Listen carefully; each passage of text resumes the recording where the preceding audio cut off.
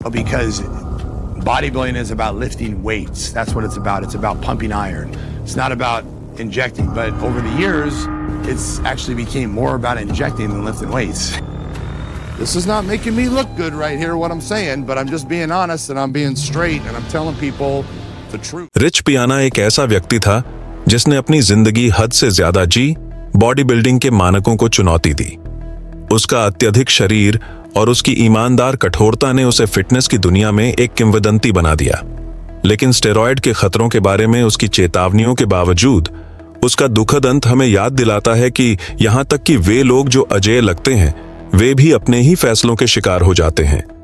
आज हम बताते हैं कि कैसे रिच पियाना, जो एक जीवित चेतावनी बनना चाहता था, अंततः सबसे बड़ी कीमत चुकाकर रह गया। रिच पियाना का जन्म 26 सितंबर 1970 को कैलिफोर्निया के ग्लेंडेल में हुआ। बहुत कम उम्र से ही बॉडी बिल्डिंग उसकी नसों में बह रही थी। उसकी मां बॉडी बिल्डर थी और 11 साल की उम्र तक रिच पहले से ही जिम में समय बिता रहा था, वहां के एथलीटों से प्रेरित होकर। लेकिन युवा रिच सिर्फ बड़ा नहीं बनना चाहता था, वह सबसे बड़ा बनना चाहता था। उसकी समर्पण अटूट थी। जबकि उसके सहपाठी बास्केटबॉल खेलते थे, वह घंटे भर वेट उठाता, अपने शरीर की हर मांसपेशी को गढ़ता। 15 साल की उम्र में उसने पहली बार बॉडी बिल्डिंग मंच पर कदम रखा, लेकिन उसकी महत्वाकांक्षा की कोई सीमा नहीं थी। उसने प्रतियोगिता के लिए अटूट मेहनत की, लेकिन योग्यता हासिल नहीं कर सका। इस हार ने उसे गहरी निराशा दी, क्योंकि उसे लगा कि उसने अपने पिता को निराश कर दिया है। यही वह मोड़ था जिसने उसे एक ऐसा निर्णय लेने पर मजबूर किया जिसने उसकी जिंदगी हमेशा के लिए बदल दी। उसने एनाबॉलिक स्टेरॉयड का इस्तेमाल शुरू किया। वह जानता था कि उच्चतम स्तर पर प्रतिस्पर्धा करने के लिए उसे अत्यधिक बलिदान देने होंगे। इस प्रकार उसने वह रास्ता चुना जिसने उसे शोहरत और महिमा दिलाई, लेकिन अंततः उसकी बर्बादी भी की। उसने कई प्रतियोगिताओं में हिस्सा लिया और 1998 में मिस्टर कैलिफोर्निया का खिताब जीता। लेकिन जल्दी ही उसे एहसास हुआ कि भले ही उसका शरीर प्रभावशाली था, फिर भी यह मिस्टर ओलंपिया जैसी बड़ी प्रतियोगिताओं के मानकों पर नहीं था। फिर भी जो अनुपात में कमी थी, उसे उसने अपने करिश्मे और अटूट दृढ़ता से पूरा किया। रिच एक अलग तरह का बॉडी बिल्डर था। जबकि अधिकांश शीर्ष एथलीट अपने स्टेरॉयड उपयोग को छिपाते थे, उसने बिना हिचक के स्वीकार किया। रहस्यों से भरी इस इंडस्ट्री में रिच पहले लोगों में से था जिसने पूरी तरह से खुलकर अपने यूट्यूब चैनल पर बातें की, जिसने जल्दी ही 1 मिलियन से ज्यादा सब्सक्राइबर पा लिए। उसने खुले तौर पर अपने स्टेरॉयड चक्रों के बारे में बात की, अपनी जिंदगी के सबसे निजी विवरण साझा किए और अपने क्रूर वर्कआउट दिखाए। हालांकि वह हमेशा अपने उपयोग के बारे में पारदर्शी था। रिच ने कभी इसकी सिफारिश नहीं की और जितना हो सके प्राकृतिक बने रहने की सलाह दी। यह नारा सिर्फ बॉडी बिल्डिंग के प्रति उसकी मानसिकता का नहीं, बल्कि जीवन के प्रति भी उसका दृष्टिकोण दर्शाता था। पियाना फिटनेस की सबसे प्रभावशाली हस्तियों में से एक बन गया, न उसकी सौंदर्य या प्रतिस्पर्धी प्रदर्शन के कारण, बल्कि उसकी प्रामाणिकता के कारण। लोग उसका अनुसरण करते थे क्योंकि वह सच बोलने से नहीं डरता था। वह जानता था कि वह जो कर रहा था वह लंबे समय तक टिकाऊ नहीं था, और उसने हर वीडियो में इसे स्वीकार किया। स्टेरॉयड नुकसान पहुंचाते हैं। सालों बीतते गए, रिच का शरीर और अधिक चरम होता गया, लेकिन साइड इफेक्ट्स भी बढ़ते गए। लंबे समय तक स्टेरॉयड और अन्य पदार्थों के उपयोग ने उसकी सेहत पर गंभीर असर डाला। हालांकि उसकी उपस्थिति अब भी विशाल थी, उसका शरीर धीरे धीरे टूटने के संकेत दिखाने लगा। उसकी त्वचा और तनी हुई थी, मांसपेशियां सूज रही थीं, और जैसा उसने खुद स्वीकार किया, उसका दिल चरम सीमा पर काम कर रहा था। स्टेरॉयड का दुरुपयोग विनाशकारी प्रभाव डालता है, खासकर उन पुरुषों और महिलाओं में जो लंबे समय तक उनका सेवन करते हैं। रिच के मामले में सबसे स्पष्ट परिणाम थे हृदय की वृद्धि, उच्च रक्तचाप और लिवर की समस्याएं। हालांकि पियाना ने 20 साल से ज्यादा समय तक अपने शरीर को शीर्ष पर बनाए रखा, उसका शरीर टूटने की कगार पर था। उसके करियर का एक महत्वपूर्ण पल तब आया जब उसने स्वीकार किया कि उसने 25 साल से ज्यादा समय तक स्टेरॉयड का सेवन किया है। यह खुलासा फिटनेस समुदाय में एक झटका था। अपनी लगातार चेतावनियों के बावजूद कई युवा उसे आदर्श मानते रहे, बिना वास्तव में परिणाम समझे।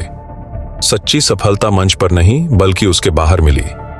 रिच ने 5% न्यूट्रिशन ब्रांड की स्थापना की, जो जल्द ही एक वैश्विक घटना बन गई।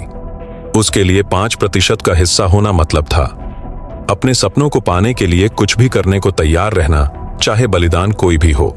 I'm not telling people to take steroids. I'm not recommending it. In fact, I don't think it's a very good fucking idea to take steroids. You know, if you could stay natural for as long as you can, that's the way to go. You stay natural your whole life, that's the way to go. And my opinion is you should stay natural as long as you can. The way I look at it, a lot of people don't see this, is if you are training 2 to 3 hours a day, you're eating 6 to 10 meals a day, and you do this repeatedly for 20 years. Just think about that logically for 1 minute. 20 years of working out every single day, 3 hours a day, eating 6 to 10 meals a day. How much muscle could you actually put on? Obviously, a lot. The most important thing at all is your mind, your mentality. That's the most important thing. You have to believe to achieve. And if you believe that you can accomplish those goals, you will.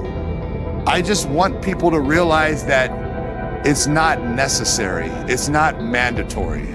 You can accomplish your goals without it. As long as you're willing to work your ass off and willing to do whatever it takes, you can. Now, is it going to take longer? Yes. Is it going to be harder? Yes. And, you know, you have to be willing to do that. उसके उत्पादों और दर्शन ने लाखों लोगों को अपनी सीमाओं से आगे बढ़ने के लिए प्रेरित किया, लेकिन वह हमेशा याद दिलाता था कि अत्यधिक बॉडी बिल्डिंग का रास्ता जोखिम भरा था और युवाओं को स्टेरॉयड से जल्दी शुरू करने से मना करता था। 2017 अगस्त में त्रासदी ने दस्तक दी। रिच पियाना अपने फ्लोरिडा स्थित घर में बेहोश हो गया। उसकी साथी जब उसके बाल काट रही थी, तब उसे तुरंत अस्पताल ले जाया गया, जहां वह हफ्तों तक कोमा में रहा। डॉक्टरों के प्रयासों के बावजूद 25 अगस्त 2017 को रिच की मृत्यु हो गई। पोस्टमार्टम से पता चला कि उसका दिल बहुत ज्यादा बड़ा हो चुका था। वर्षों के स्टेरॉयड और अन्य पदार्थों के दुरुपयोग का सीधा असर। उसकी उम्र सिर्फ 46 साल थी। उसकी मौत ने फिटनेस की दुनिया को हिला दिया और उसके अनुयायियों में गहरा दुख छोड़ दिया। हालांकि रिच हमेशा स्टेरॉयड के खतरों के बारे में चेतावनी देता था, उसकी मौत इस बात का कठोर स्मरण थी कि कोई भी इतने चरम जीवन शैली के परिणामों से नहीं बच सकता। रिच पियाना ने एक जटिल विरासत छोड़ी। वह फिटनेस का एक प्रतीक था, एक आदमी जिसने अपनी शर्तों पर जिया और मरा। उसकी ईमानदारी ने उसे एक सम्मानित व्यक्ति बना दिया, लेकिन उसका दुखद अंत साबित करता है कि सभी चेतावनियों के बावजूद कोई भी इन फैसलों के परिणामों से नहीं बच सकता। हेस टोडो बियन दीजो लेकिन हमेशा यह चेतावनी देता कि इस रास्ते की एक कीमत है। आज उसकी कहानी उन लोगों के लिए चेतावनी बनी हुई है जो किसी भी कीमत पर सफलता चाहते हैं। उसका भाग्य अब चरम बॉडी बिल्डिंग के खतरों के बारे में सबसे बड़ी सीख है। I'm willing to take those chances. I'm willing to roll the dice. And that's something that you have to be willing to do. But if your choice is to go down that road, don't sit and think that nothing's going to happen, that everything's great. You know, I don't think that way about anything. Anything's possible. And I'm not saying that this is the right choice. I'm not saying I'm smart. I'm not saying this is what you should do, what anyone should do. I'm just saying what I'm doing. And basically, there are plenty of side effects that happen, and there's plenty of people that have gotten a huge amount of medical problems due to the use of steroids.